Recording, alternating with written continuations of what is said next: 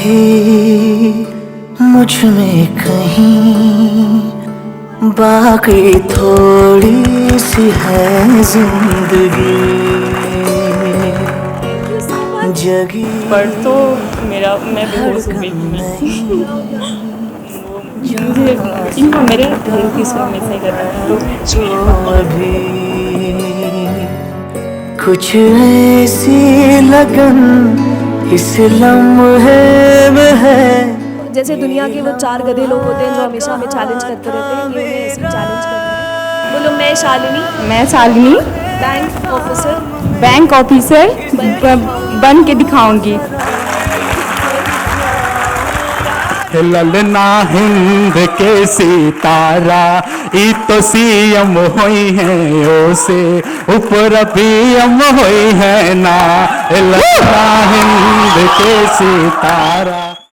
असली पहलवान की पहचान अखाड़े में नहीं जिंदगी में होए, ताकि जब जिंदगी तुम्हें पटके तो तुम फिर खड़े हो और ऐसा दांव मारो कि जिंदगी चित हो जाए।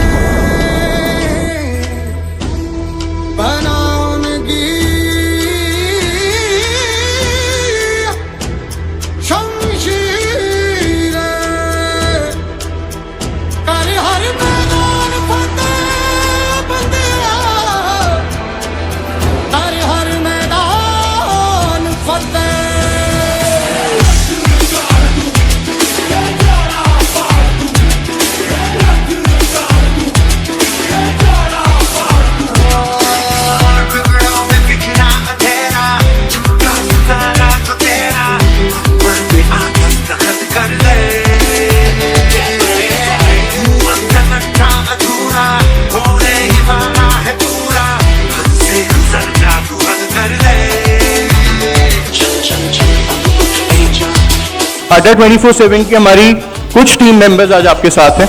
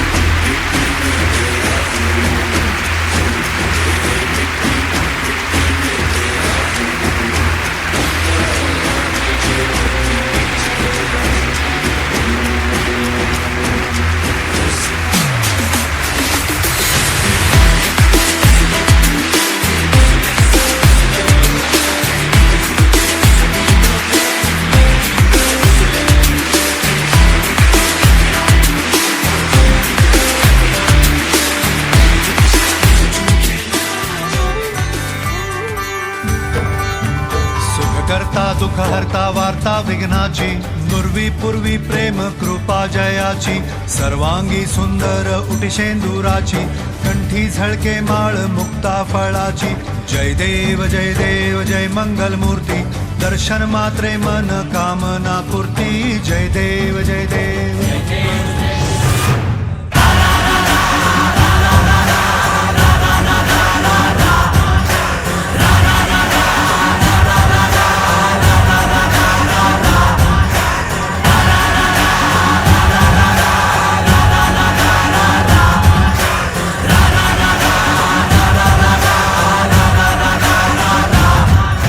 चले तो let's start with our India tour. Guys can we have our first video please? ठीक है।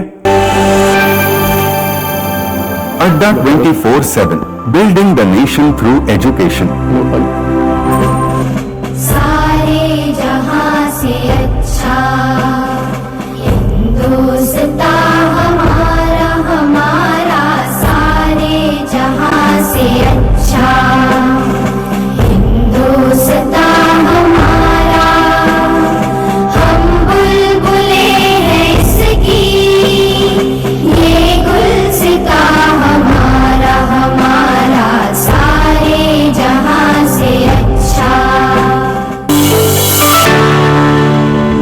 हमारी लास्ट ईयर की जर्नी।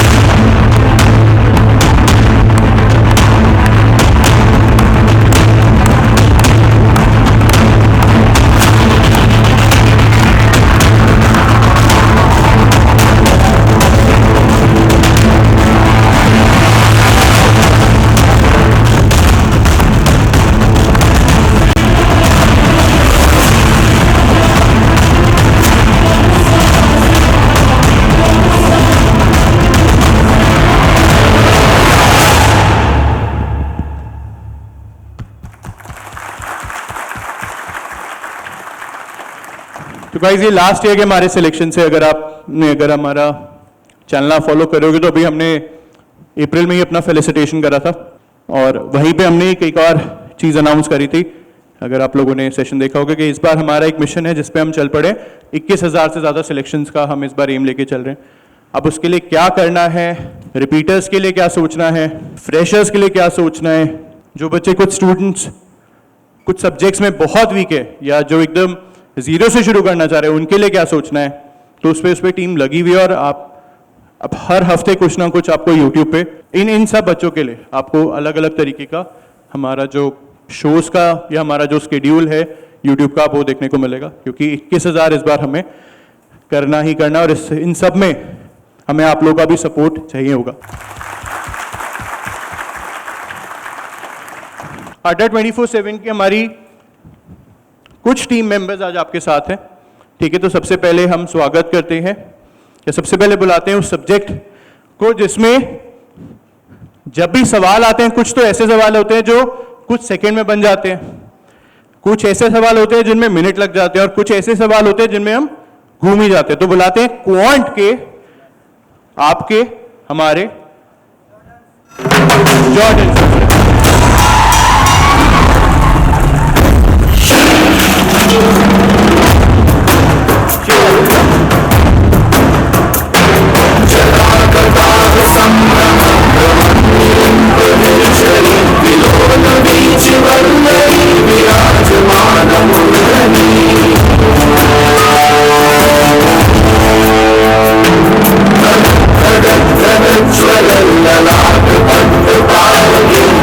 भाई पुरानी यादें ताजा हो गई थोड़ी सी।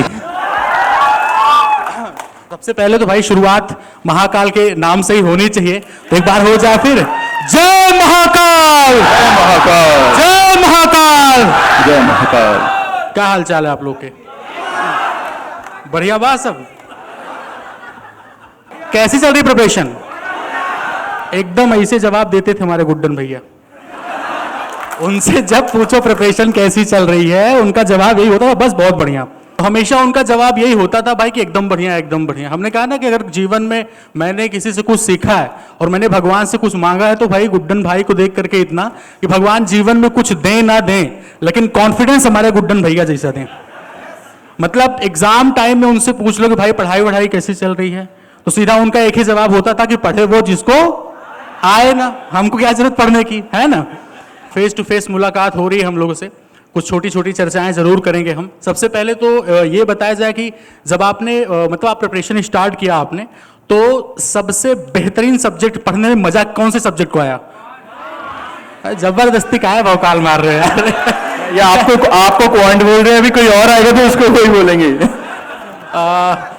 कितने बच्चे ऐसे हैं अच्छा जिनकी क्वांट है वास्तव में लगता है अंदर से कि यार बहुत वीक है मेरी क्वांट? बहुत कम बच्चों ने। हाँ, बाकी आप लोग को लगता है कि मेरी क्वांट बहुत स्ट्रांग है? नहीं, जिन लोगों ने हाथ नहीं उठाया मतलब अंदर से बहुत कॉन्फिडेंस आ रहा होगा। क्वांट मतलब क्या है, कुछ है ही नहीं, मतलब फालतू पर ही चाह रहे तुम, क्वांट में क्या दिक्कत आ रही बता रहे हो तुम। लेकिन एक बात आप सब लोग जानते हो कि बैंकिंग के प्रिपरेशन में हम जो मैथ्स पढ़ते हैं उसका हमारे प्रीवियस मैथ से बहुत ज्यादा नाता नहीं होता है। ये बात एग्री करेंगे आप लोग? अगर आपने साइंस वाली मैथ्स पढ़ी है तो आपने वहां पे ज्योमेट्री पढ़ी होगी, है ना, स्टैटिक्स, डायनेमिक्स, ये सारी चीजें पढ़ते हैं हम लोग 12वीं तक की मैथ्स में। कैलकुलस पढ़ते हैं, कोऑर्डिनेट ज्योमेट्री पढ़ते हैं। लेकिन इस मैथ्स में क्या होता है, ग्रेजुएशन के बाद ही हमें सब कुछ सीखना होता है। तो सबसे पहला पॉइंट रहेगा मैथ्स को सीखने के लिए हमें करना क्या है, हमें 3 चीजों से अपने आप को फैमिलियर रखना है। थोड़ा सा हाँ, कुछ बोल रहे हैं भाई साहब? बच्चे कह रहे हैं वो अभी पढ़ा लेना पहले कुछ गाना वाना 2 लाइनें। तो क्या मतलब ये सेशन है अभी मतलब शर्मा क्यों रहे आप लोग? गुरु जी से मतलब माध्यम से बता रहे हो, सीधा डायरेक्ट बोले हो तुम गाना सुना देते यार। चलो गाना तो करेंगे, भी थोड़ी सी चर्चा हो जाए जिसके बारे में हम बोलना चाह रहे हैं। गाना तो मतलब होगा ही, तो ऑब्वियस सी बात, हम स्टेज पे खड़े हो गाना ना गाएं हैं। तो मैथ्स क्या है ना कि सिर्फ और सिर्फ 3 चीजों से अपने आप को फैमिलियर रखना है। पहली चीज होती है नंबर्स, 1 2 3 4 एन, एप्सिलॉन, सिग्मा, तमाम तरीके के नंबर्स होते हैं। आपको नंबर्स से थोड़ी फैमिलियरिटी डेवलप करनी है। स्क्वायर, क्यूब, ये सब। अगर कहीं पे 512 लिखा होता है तो मन में क्या आता है? कुछ आता है? इमेज बनती है? नहीं, जिनकी कमजोर है मैथ्स वो बताएं, बनती है इमेज? नहीं बनती ना? देखो भाई ने बोल दिया कुछ नहीं पता। 512 मतलब क्या होता है? 5 1 2 512 मतलब हाँ, 8 वाली फीलिंग्स जब आने लगे तब समझो कि हाँ आप नंबर से धीरे धीरे फैमिलियर हो रहे हैं। तो एक तो फैमिलियरिटी डेवलप करनी होती है नंबर्स से, जो हमेशा कहते हैं स्क्वायर, क्यूब, ये सब याद रखो, ये पहला पॉइंट होता है। दूसरा होता है हमारे सिंबल्स। अब ये तो 3 चीजें बताने चल रहे हैं, इससे आप कोई भी मैथ्स पढ़ो, सिर्फ कॉम्पिटिटिव एग्जाम के लिए, कोई भी मैथ्स आप अच्छे से प्रिपेयर कर सकते हो। दूसरा होता है हमारे सिंबल्स। तमाम तरीके के सिंबल होते हैं, प्लस माइनस, जोड़ घटाना, गुणा भाग, तो जानते ही हो। इसके अलावा भी मैथ में बहुत सारे सिंबल हैं, उन सिंबल से फैमिलियरिटी। और तीसरी जो सबसे मेन चीज होती है जिसमें बहुतों को कष्ट है, लैंग्वेज, है ना? हमेशा सीधा गुरुजी अर्थमेटिक के बस मैराथन लगा दो लास्ट में। हाँ, पूरे सेशन मतलब इतने साल हो गए मुझे पढ़ाते हुए, आज तक का यूट्यूब का इतिहास रहा है कि कभी भी, जैसे यूजुअली क्या होता है, मॉक स्टार्ट करते हैं यूट्यूब पे, तो उसमें शुरुआत में स्पीड मैथ हुआ, नंबर ये, बच्चों की संख्या भाई सीधा 1500, 2000, 3000 है। डीआई हुआ, चलो ठीक है, फिर भी अब 3000 तक अगर मान लो सिंप्लीफिकेशन नंबर से बच्चों की संख्या है। डीआई शुरू हुआ तो फिर 3000 से 2600, 2700 तक पहुंच जाएंगे। अरिथमेटिक शुरू हुआ जैसे, मतलब 10वां सवाल पहुंचते पहुंचते वो घट के मतलब 1000 तक आ जाएंगे, और डर लगने लगता है कि मतलब फिर 800 900 न पहुंच जाए। तो ये इतिहास रहा है कि अरिथमेटिक में इंटरेस्ट कितना है बच्चों का। तो जिस चीज में कहा जाता है ना कि बुद्धिमानी इसमें है कि जो कमजोर चीज है हमारा, जो हमारा कमजोर पार्ट है, हम उसमें और ज्यादा मेहनत करके उसको इंप्रूव करें और ज्यादा स्ट्रांग करें। लेकिन करते हम जस्ट उल्टा है, और आप सब इसके साक्षी भी हैं, आप सब लोग यही करते हो। जो कमजोर है उसको हम और कमजोर बनाते जा रहे हैं। जो कमजोर है हमारा, अरिथमेटिक हमारी कमजोर है, तो अरिथमेटिक पढ़ने का मन नहीं करता। तो जो कमजोर है हम उसको ना पढ़ के और कमजोर बनाते जा रहे हैं। जो स्ट्रांग है वो तो स्ट्रांग है ही भाई, है ना? थोड़ा सा इस चीज में भी थोड़ा सुधार करने की आवश्यकता होती सबको कि भाई जो कमजोर है उस पर हम काम करके उसको और स्ट्रांग बनाएं। इतनी सी बात होती है साथियों। बाकी अभी तो चर्चाएं चलती रहेंगी।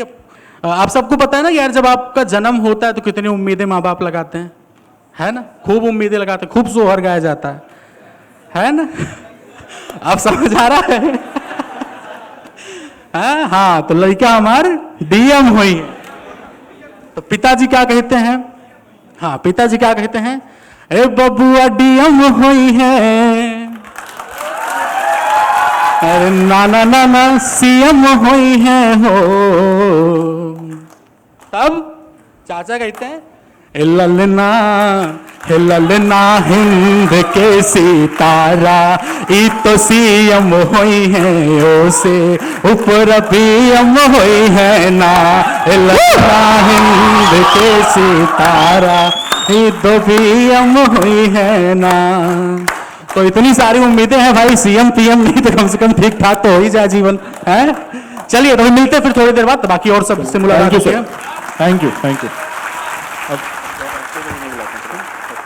अब हम बुलाते हैं उस सब्जेक्ट को जिसके तीन मेन पार्ट्स होते हैं। समझने के लिए बोलने की कोशिश सब करते हैं, बोल नहीं पाते, प्रोनाउंसिएशन का इशू रहता है, ठीक है सर। रीडिंग करते हैं तो रीडिंग में आधी चीजें समझ में आती है, आधी नहीं आती, ठीक है। तो बुलाते हैं हमारी इंग्लिश की मैम को, हमारी लास्ट ईयर ही जिन्होंने हमारे साथ, मतलब पहले रेगुलेटरी बॉडीज में मैम पढ़ा रही थी, बट अब हमारे साथ लगातार अड्डा 24/7 मैम पढ़ा रही। किंजल मैम को बुलाते हैं। चले किंजल मैम फॉर इंग्लिश।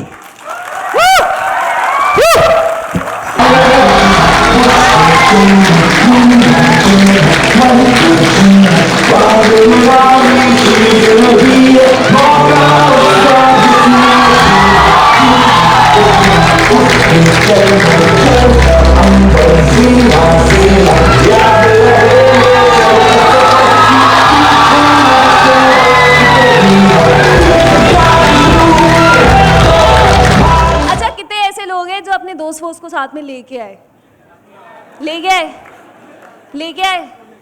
बहुत ही बढ़िया। और जो ऐसे 1-2 होंगे ना जिनके दोस्त साथ में नहीं आए, उनको घर जाके बताना कि तुमने जो मिस आउट किया है ना, ये वन टाइम चांस है, किसी को बार बार थोड़ी ना मिलता है,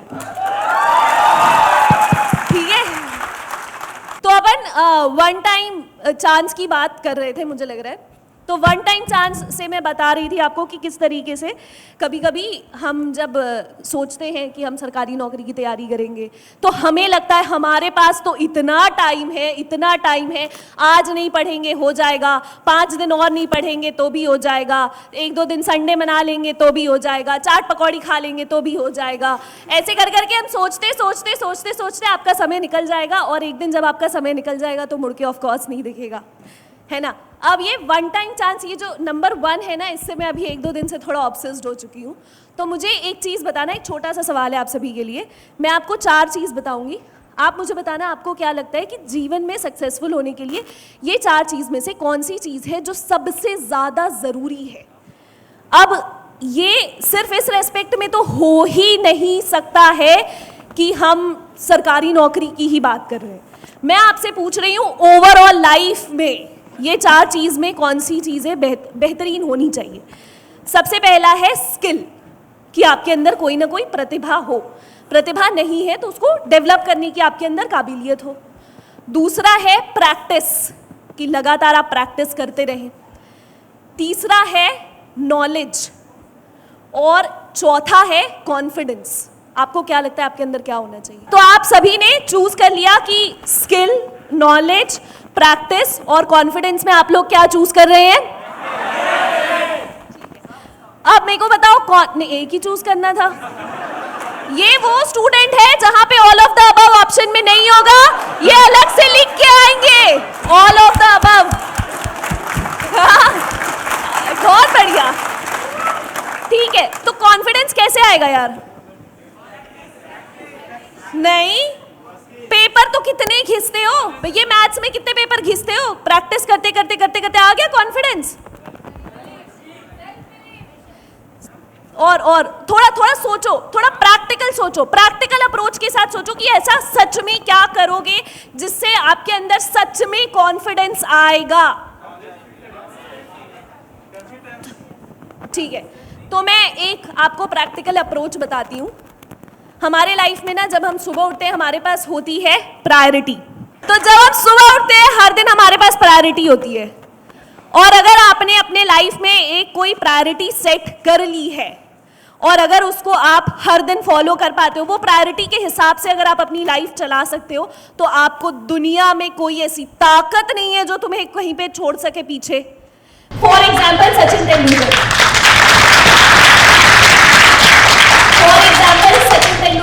20 साल, मात्र 20 साल की उम्र में पूरी दुनिया का सबसे बेहतरीन खिलाड़ी बनने के लिए उस बंदे ने प्रायोरिटी में कभी डाला होगा क्या कि नहीं, मुझे ना पहले दोस्तों से मिलना है, मुझे पहले चाट पकौड़ी पकवान खाने हैं, मुझे पहले टीवी देखना है, रीलें स्क्रॉल करनी है और उसके बाद मैं क्रिकेट खेलूंगा। ये उसका प्रायोरिटी का ऑर्डर होगा क्या? उसका प्रायोरिटी का ऑर्डर था कि मुझे इस दुनिया का सबसे बेहतरीन खिलाड़ी बनना है, और इस प्रायोरिटी के चक्कर में उसने अपनी दिमाग में, अपने दिल में पूरे जुनून के साथ हर दिन हर मसल आपकी बॉडी का एक ही चीज के लिए वर्क कर रहा होगा, तो आप डेफिनेटली एक्सेल करोगे।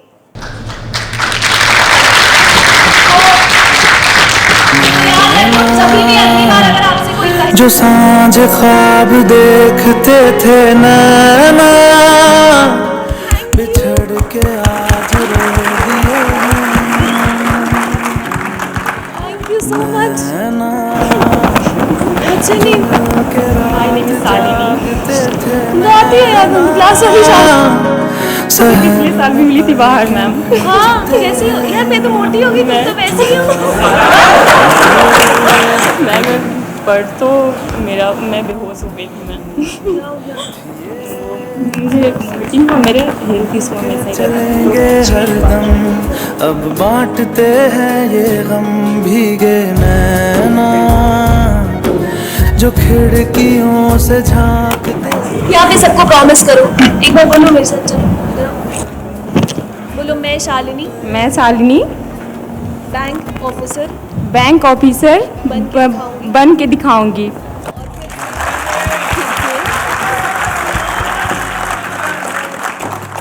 ये हमारी बिटिया है, इनके अभी पर्सनल लाइफ में बहुत बड़ी बड़ी प्रॉब्लम्स चल रही हैं और इनको जैसे दुनिया के वो 4 गधे लोग होते हैं जो हमेशा हमें चैलेंज करते रहते हैं, ये उन्हें ऐसे ही चैलेंज कर रहे हैं। इन्होंने अगर आप सभी के सामने प्रॉमिस किया है तो आप भी ये चाहते हो ना कि ये सबका भी सिलेक्शन हो जाए?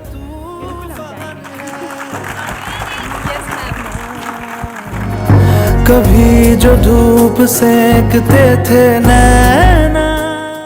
थोड़ा बच्चे कहते हैं आप पटना में आए बट आप इंग्लिश ज़्यादा बोल रहे हैं। अच्छा थोड़ा देखिए, अब पटना तो स्लैंग मतलब कुछ बिहार स्लैंग देखिए तो मुझे बताइए। कोई एक स्टूडेंट आकर हेल्प करो, मैं यहाँ पे अपनी बेइज्जती नहीं करवाना चाहती। Now that I am a daughter in law, मैं यहाँ की बहू बन चुकी हूँ, तो मैं डेफिनेटली इस बात में बेइज्जती नहीं करवाना चाहूँगी। तो कौन है ऐसे जो मुझे आकर 2 बहुत अच्छी लाइन, ऐसे बिल्कुल मस्ती नहीं, 2 बहुत अच्छी लाइन मुझे मगही में या किसी भी लैंग्वेज में बता पाएंगे? जैसे हम दरभंगा से बिलोंग करते हैं, तो दरभंगा में बोला जाता है कि जैसे मैम आप बोलिएगा कि मैम अहाँ सब कैसन छिए? अहाँ केहन छिए? अहाँ सब ठीक छिए ना? सब ठीक छिए ना? और बताओ, और कुछ एक ही बताओ। हुआ। आप मेरे को ये बोलो कि प्रॉमिस करो कि सक्सेस पार्टी में आओगे। मतलब हम अहाँ से मतलब प्रॉमिस करे छी कि हम सक्सेस पार्टी में एबे करब। तुम्हें नहीं आती बेटा, प्रॉमिस थोड़े ना होता है। वादा हाँ वादा केने बताओ, छी कि बताओ। हम हाँ। अहाँ का सक्सेस पार्टी में एबे वादा करे करे छी छी कि हम अहाँ के सक्सेस पार्टी में यानी कि हम यहाँ के सक्सेस पार्टी में जरूर आब। जरूर आवे। पक्की बात। ठीक है, Thank you, ma'am. बड़ा अच्छा लगा गोपाल आपसे जी मिलके। Thank you. तो ये जो मैंने आज शालिनी से प्रॉमिस लिया है वो मैंने आप सभी से भी लिया है। आप सभी भी पक्का सिलेक्शन लेके रहेंगे। Thank you. Thank you ma'am. ठीक है, तो करंट अफेयर्स का पहला क्वेश्चन ये है कि आशीष सर ना आज भी लेट आए हैं। ठीक है, उनका और मेरा ना यही चलता रहता है। मैं उनको बोलता हूँ सर मुझे और जल्दी चाहिए, सर और लेट करते हैं, तो जल्दी से बुलाते हैं आशीष सर। देखो आज आओगे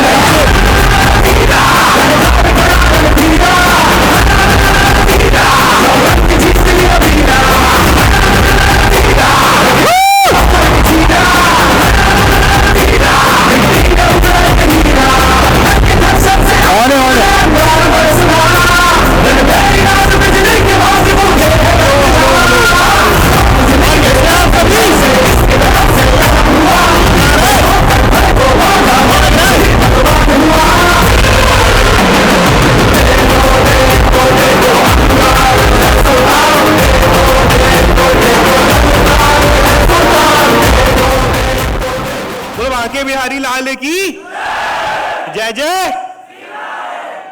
कैसे हैं आप? मतलब पटना ने फिर बुला लिया तुम लोगों के, मतलब तुम लोगों का प्यार इतना, मतलब इतनी हिचकी आ रही थी ना, मन कर रहा था फिर चलते हैं। क्या ओए होए हाय गर्मी।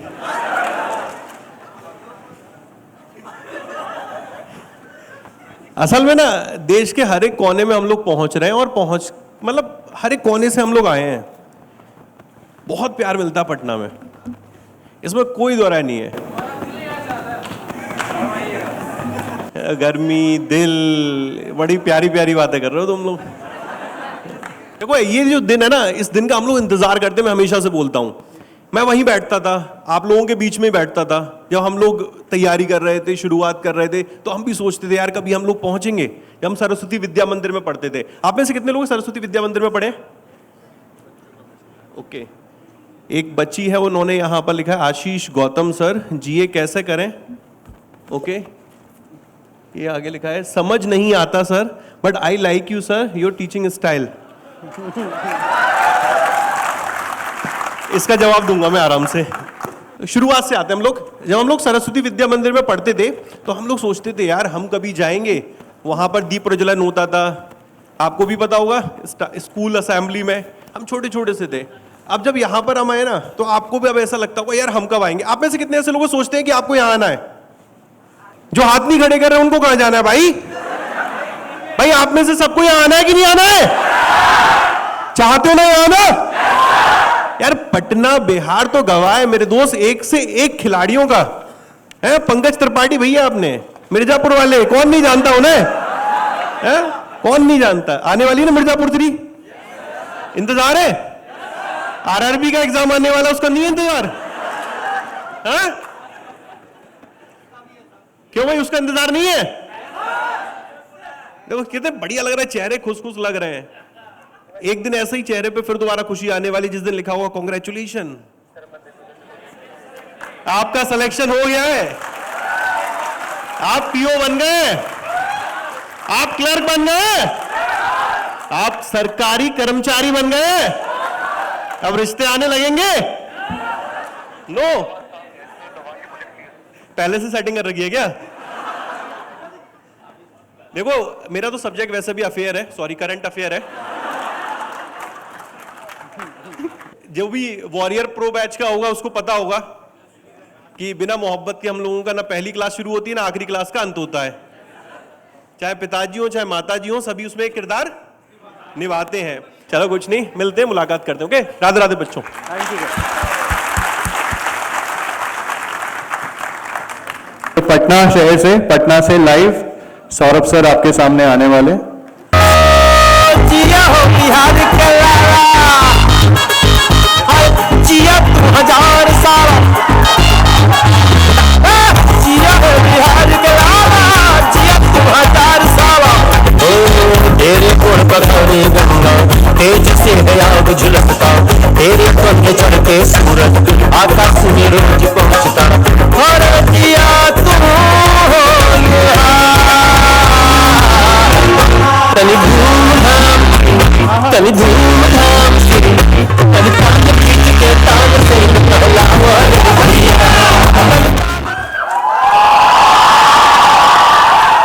अरे हमार तो घर बाहो, देख रहा हवाई चप्पल में, मैं तो घर ही वाला। तो कैसे हो सब लोग? बढ़िया। वी आर नॉट पापी बैल बुद्धि, वी आर चैंपियंस। ठीक है, बहुत बहुत धन्यवाद इस प्यार के लिए। और ऊर्जा में कमी नहीं होनी चाहिए किसी भी तरीके से। यहाँ की बात नहीं कर रहा हूँ मैं, क्योंकि अभी कुछ दिनों बाद एग्जामिनेशंस हैं। तो पहला मेरा सवाल यही होगा आप सभी से कि कितने लोग आरआरबी पीओ और क्लर्क का जो एग्जामिनेशन हमारे सामने लगा हुआ है उसके लिए तैयार बैठे हैं, एकदम तैयार हैं। मॉक में पीओ में 60 से ऊपर आ रहा है या 60 के आसपास आ रहा है? 60 के आसपास आ रहा है मॉक में, आ रहा है? ठीक है। और क्लर्क में 70 क्रॉस हो जा रहा है। क्लर्क में तो देखो यस सर हो गया। ठीक है, तो मैं भाई बैक से सुन रहा था सब कुछ। बहुत सारी बातें ऑलरेडी हो चुकी हैं और बहुत सारी बातें ही बची हुई, नो डाउट। बस मेरा इतना ही कहना है कि एक अलग जुड़ाव है, क्योंकि घर है। और जब भी गवर्नमेंट प्रिपरेशन होता है, गवर्नमेंट एग्जाम की प्रिपरेशन की बातें होती हैं, तो हम सबसे आगे होते हैं। जैसे होता है ना राजनीति में, कहते हैं कि यूपी जीत लिया जो पूरा देश जीत लिया वाला कंडीशन। मतलब कल मैं अपने गोपाल से बोल रहा था ये बात कि अगर वैसे ही हम गवर्नमेंट जॉब प्रिपरेशन की बात करें, तो अगर बिहार वाले बच्चे आगे ना बढ़ें, मतलब बिहार वाले बच्चे अगर ऊर्जा में ना रहें, तो शायद मुझे गवर्नमेंट जॉब प्रिपरेशन में थोड़ा ऊर्जा कम रहेगा। और मुझे हमेशा उम्मीदें रहती हैं कि हमारी तरफ से सिलेक्शन बहुत ज़्यादा होती हैं। ये थोड़ा सा अगर मेरे कर रहा हूँ तो मैं हो सकता है कोई गुस्सा भी कर रहा हूँ कि मेरे क्यों कर रहा है हमारे यहाँ। लेकिन ये भावनाएं हैं और ये हमेशा ऐसा हो लगता है कि सबसे अधिक सिलेक्शन हमारे यहाँ से हो। और आरआरबी में ठीक है वैकेंसी भी है, अपकमिंग में मुझे लगता है एसबीआई काफ़ी बड़ा वैकेंसी देने वाला है। कल भी एक बड़ा न्यूज़ आया है, 400 सेंटर्स खुल रहे हैं, उनके नए ब्रांचेज ओपन हो रहे हैं। तो we have huge opportunity this year as well. तो बस बाकी बातें तो हम करते ही रहते हैं। मैं आपसे रूबरू जो होने वाला हूँ यहाँ पे आज, मेरा जो मेन एजेंडा आज के डिस्कशन का होगा वो आपके क्वेरीज को सॉल्व करने का होगा। मैं चाहूँगा कि आपके अधिक से अधिक प्रश्न मैं लूँ और आपकी समस्याओं को दूर करूं। वो डिस्कस करेंगे अपन, बिकॉज एसबीआई के बारे में बहुत सारी बातें सुनने मिल रही हैं। सो इंटरव्यू तक गए हैं बच्चे यहाँ पर, जब दिख रहे हैं ऐसे बच्चे, तो of course will talk about that thing as well. And बाकी सब ठीक है। हाँ जी सर, थैंक यू। मिलते हैं, वापस मिलते हैं अभी। या कुंदेन्दु तुषारहार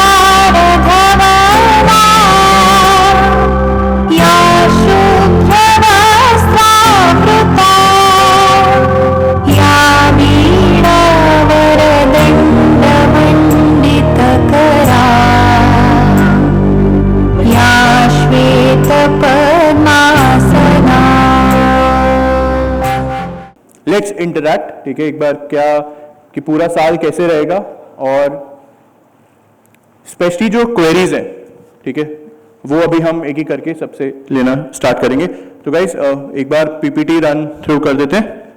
चलिए आशीष सर आ जाइए। सर आपके लिए क्वेश्चन है सर ये। हाँ जी सर। आज हम यहाँ पे क्यों आए हैं सर? क्यों है अड्डा 247 की टीम आज पटना में? देखो ये स्क्रिप्टेड बिल्कुल नहीं है, इनको कुछ नहीं पता है इस बार, हमने कुछ नहीं बताया इस बार। नहीं, हमें सच में कुछ नहीं पता होता है भाई। आज हमारा इंटरव्यू हो रहा है। नहीं पता। My name is Ashish Gautam, I am from अड्डा 247। आगे आ जाइए। I am a GA faculty. देखो इंटरव्यू में सिर्फ उतना बताना होता जितना वो पूछें और जिस भाषा में वो पूछे। हाँ, जिस भाषा में वो पूछें। तो सर ने कहा है कि क्यों हम अड्डा 247 यहाँ आया। हर एक घर में यहाँ पर सरकारी बंदा देने के लिए हम आए हैं, सरकारी नौकरी देने के लिए आए हैं हम लोग। हम चाहते हैं कि आप में से जितने भी यहाँ बच्चे सब बैठे हुए हैं सारे अड्डा 247 ऑफिस आए, सिलेक्शन पार्टी का पार्ट बने। बनोगे? मजा नहीं आ रहा? बनोगे? कौन से गाने पे डांस करोगे? देखो ऐसा है कि यहां पर हम बहुत फॉर्मल है, वहां पर सब फॉर्मल साइड हो जाएगा, सिर्फ आप और हम और एंटरटेनमेंट और आप लोगों का सिलेक्शन कितना मायने रखता है ना। हम लोग 365 दिन में हर एक दिन जब निकलता है ना तो जनवरी और अप्रैल के दिन का इंतजार करते हैं कि कब वो दिन आएगा जब सिलेक्शन, कब वो जो एक मैसेज आता है ना कि हाँ कांग्रेचुलेशन वाला अप्रैल को और जनवरी वाला, सिर्फ वही हकीकत बनाने के लिए हम यहाँ आए हैं। आपके हर एक सवाल का जवाब देने आए हैं। बहुत बार ऐसा होता है कि हम लोग बहुत सारे सवालों के जवाब दे नहीं पाते, आप लोगों की बातें होती हैं बहुत बार अधूरी आप तक रह जाती हैं, आज उनको पूरा करने के लिए आए हैं। क्योंकि पटना में आए हैं तो बेटा खाली हाथ तो जाएंगे नहीं, आपको भविष्य के लिए कुछ ना कुछ बेहतर जरूर देकर जाएंगे। क्लियर है? Thank you sir. Okay sir. चलिए अगला सवाल शांतनु सर से। Sir please. Rapid fire round खेल रहे हैं आप तो। सर आप लोग प्रो लोग हो, आपको क्या टेंशन है? हाँ, यही सवाल एक बार मीडिया वालों ने पूछा सुंदर पिचाई की माता जी से। सुंदर पिचाई आप सब जानते होंगे, सीईओ गूगल के। बोले आपका लड़का बहुत कमाता है, करोड़ों खरबों इतना कमाता है। बोले हाँ, पढ़ने में तो होशियार बचपन से था, थोड़ी मेहनत और कर लेता तो सरकारी नौकरी निकल जाती। तो एक थॉट है हम लोग के मन में, क्योंकि हर आदमी स्टेबिलिटी सिक्योरिटी यही चाहता है लाइफ में, है ना। अभी सबके जीवन में भाग दौड़ मची हुई है, लेकिन हम स्थिरता की तरफ ज्यादा मतलब कोशिश करते हैं कि जीवन में स्थिरता है। हर व्यक्ति उसी की तलाश में लगा रहता है। और जिस परिवेश में हम लोग हैं फिलहाल, जिस सोसाइटी में हम लोग जीते हैं, है ना, वहां पे जाहिर सी बात है मतलब है मजबूत पक्ष भाई, सरकारी ही है ना। तो जहां तक बात है कि क्यों जरूरी है, तो जाहिर सी बात है एक स्टेबिलिटी, एक सिक्योरिटी, है ना, ये सबसे ज्यादा आवश्यक होता है इंसान की लाइफ में, और इस वजह से गवर्नमेंट जॉब जरूरी है आप लोग के लिए। अगला सवाल कंप्यूटर स्क्रीन पर। बहुत सारा है बे। ये बच्चे पर बैंकिंग की तैयारी कर रहे हैं सर। एक मतलब ये भी एक सवाल है, जैसे मैंने आप लोग जब लिट्टी चोखा खा रहे थे तो मैं बच्चों से कुछ क्वेश्चंस पूछ रहा था, तो ज्यादातर बच्चे बैंकिंग की तरफ ही हैं। अभी मैंने पूछा कि और एग्जाम्स की क्यों नहीं प्रिपरेशन करते, तो सिलेबस वाला पॉइंट वो बोलते हैं। आपके हिसाब से मतलब क्या करना चाहिए? पहले बैंक, जैसे अभी जब आप बताओगे तो दोनों एस्पेक्ट में बताना प्लीज आप, कि यार बैंक में तो ये है ही, बट और क्या क्या क्या हो सकता है बच्चों के लिए? देखिए असल तौर पे जितने भी कॉम्पिटिटिव एग्जामिनेशंस हैं, चाहे वो बैंकिंग हो, वो एसएससी हो, वो रेलवे हो, या फिर कोई और हो, स्टेट एसएससी अपने पास जैसे बिहार एसएससी एग्जामिनेशन हो गए, या कोई और एग्जामिनेशन हो, एप्टीट्यूड पूछता है वो। हम लोग कई बार ना सिलेबस को समझते नहीं ढंग से, अगर हम गौर से देखेंगे तो वो असल तौर पे आपका एप्टीट्यूड लेवल चेक कर रहे होते हैं, एटीट्यूड नहीं, एप्टीट्यूड लेवल वो आपका चेक करना चाहते हैं। उस एप्टीट्यूड लेवल में हमारे पूरे कंट्री में 2 सिलेबस है, 2 ही सिलेबस है, 2 नहीं 2 ही सिलेबस है पूरे कंट्री में। जितने भी गवर्नमेंट एग्जाम होंगे, जितने भी प्राइवेट सेक्टर में कंपनियों के अंदर आपके जो प्लेसमेंट एग्जाम्स होंगे, उन सब की बता रहा हूं कहानी। पूरे एप्टीट्यूड को 2 पार्ट में बाइफिकेट किया गया है। पहला एक सिलेबस है जो कि एसएससी एग्जाम कैरी करता है। इस तरह से चीजें हैं। जीएस वहां है, यहाँ करंट अफेयर्स है, वहां भी करंट अफेयर्स का इन्वॉल्वमेंट है। मतलब कुल मिला के चीजें लगभग हैं। अगर कोई अंडर ग्रेजुएट स्टूडेंट, तो यहाँ पे 2 तरह के स्टूडेंट होंगे, ग्रेजुएट होंगे, अंडर ग्रेजुएट होंगे।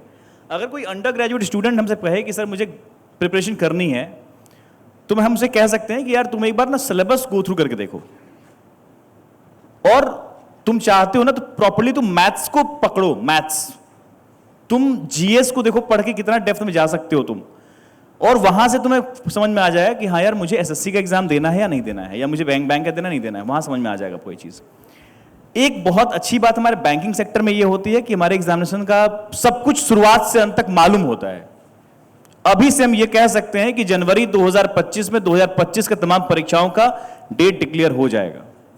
अभी से आपको आपके इस साल के जनवरी में मालूम चल गया था कि 3 अगस्त को आरआरबी पीओ का एग्जाम है।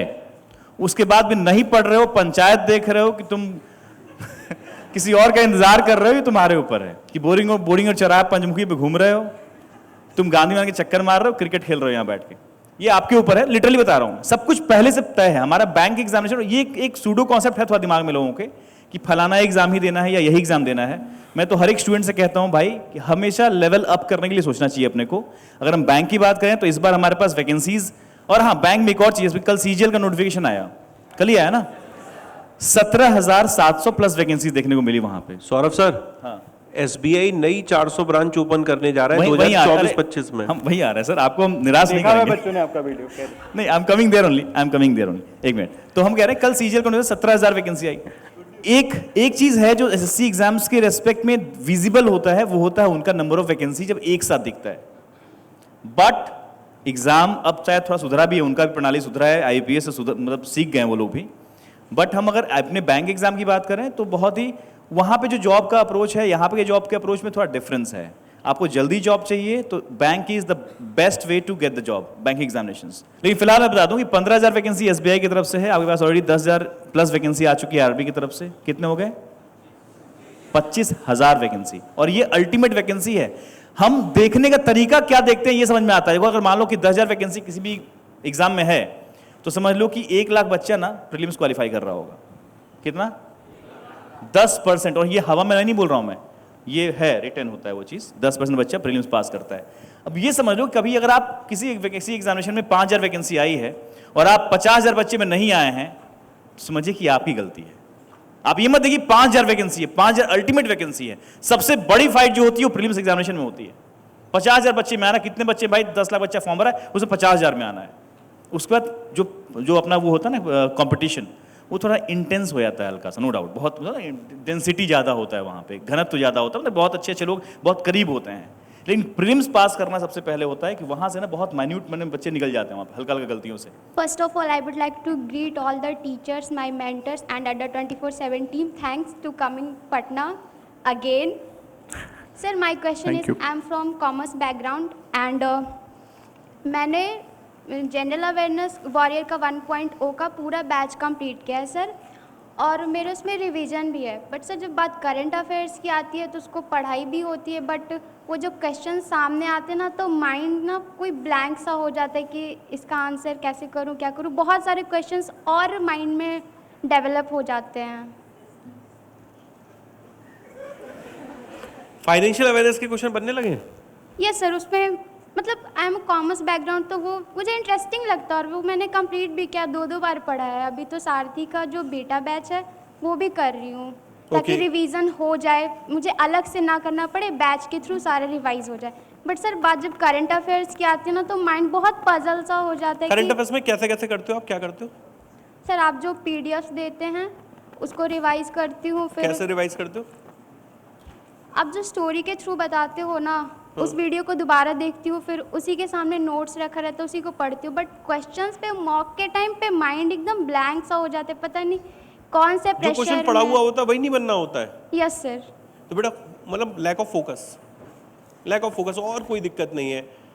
मतलब आप अगर फाइनेंशियल अवेयरनेस कर पा रहे हो तो आपको दिक्कत नहीं है, इसका मतलब आपके क्वेश्चंस तो बन सकते हैं, आप में कमी नहीं है। सर ये सिर्फ जीए की बात नहीं है, मैथ्स और रीजनिंग की भी बात आती है तो मॉक के टाइम पे ना मतलब ऐसा नर्वसनेस होता है।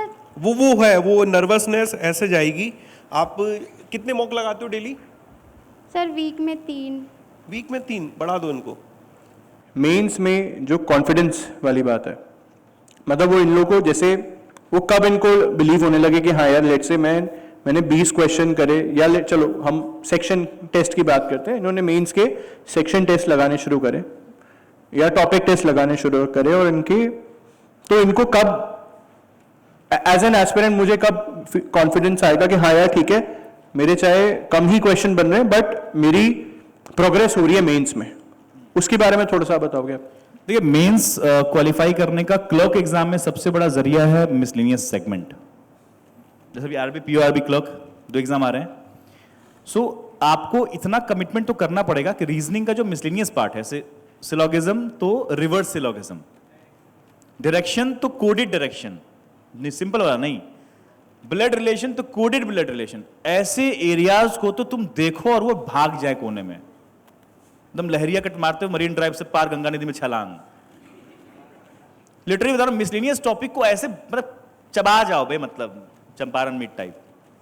सॉरी, भावनाओं को नहीं करना चाहता किसी के, लेकिन फैक्ट बता रहा हूं, मिसलेनियस टॉपिक सबसे पहले ऐसे कमांड में ऐसे लेके ऐसे रख दो तो 40 नंबर का मतलब है कि आपको अभी अपने टॉपिक में, मतलब सब्जेक्ट वाइज, चाहे मैथ्स हो, इंग्लिश हो या फिर रीजनिंग हो या जीए हो, विद प्रीलिम्स की बात करें तो वहां पे सब्जेक्ट वाइज में कॉन्सेप्चुअल फ्लॉ है आपके पास, तो हड़बड़ाइए मत, आइडेंटिफाई कीजिए टॉपिक को, उसको धंगच दीजिए पकड़ के, चाहे मैथ्स का परसेंटेज हो, प्रॉफिट लॉस हो, कुछ भी हो, जहां पे मतलब आइडेंटिफाई करना पड़ेगा। वो लिखिए जाके कागज पे, मेरा मैथ्स में ये 4 चैप्टर में बहुत बड़ा मैं वो हूं, लिखो ना, बताओ अपने को मैं हूं इतने बड़ा वाला, बढ़ दो अपने हिसाब से, ठीक है, क्यों हूं तो हूं, मानो ना अपने आप को, मैं गलती, मेरे 4 चैप्टर में आता ही नहीं, मेरे को सिलोगिज्म नहीं समझ में आता है, लिखो नहीं आता है समझ में, और फिर करो, कर लो जाओगे, लेकिन झूठ मत बोलना कि नहीं आता है, झूठ बोल दिया, ठीक है, कर ले जाओगे, ठीक है। Thank you. माहौल थोड़ा गर्म किया जाए। मुझे ऐसा लग रहा है कि ये आरोप मेरे ऊपर है, मैंने काफी माहौल सीरियस कर दिया है।